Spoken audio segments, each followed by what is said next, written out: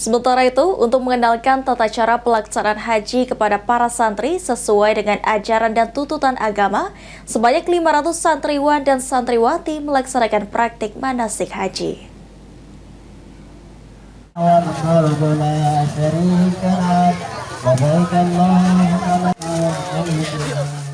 Pengenalan segala bentuk ibadah harus dilakukan sejak dini agar generasi masa depan, terutama anak-anak, agar dapat memahami dan menghayati dengan baik, salah satunya manasik haji.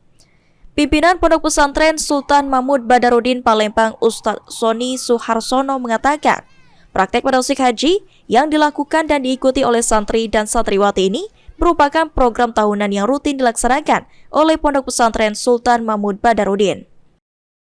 Kegiatan ini dilakukan agar seluruh santri memahami rangkaian dari ibadah haji, serta memberikan pengalaman dan contoh beribadah haji layaknya berada di Tanah Suci, Mekah dan Madinah.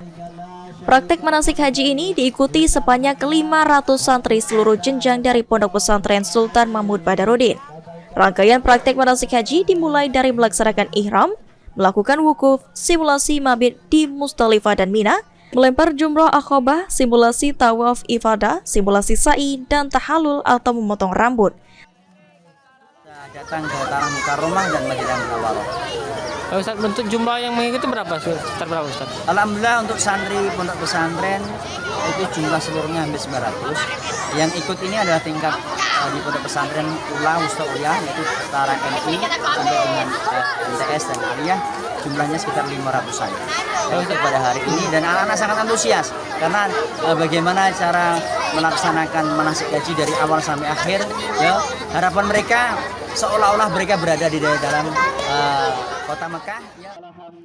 Sehingga dengan adanya praktik manasik haji ini diharapkan seluruh santri dapat lebih memahami apa itu ibadah haji. Ilham Wahyudi, PAL TV.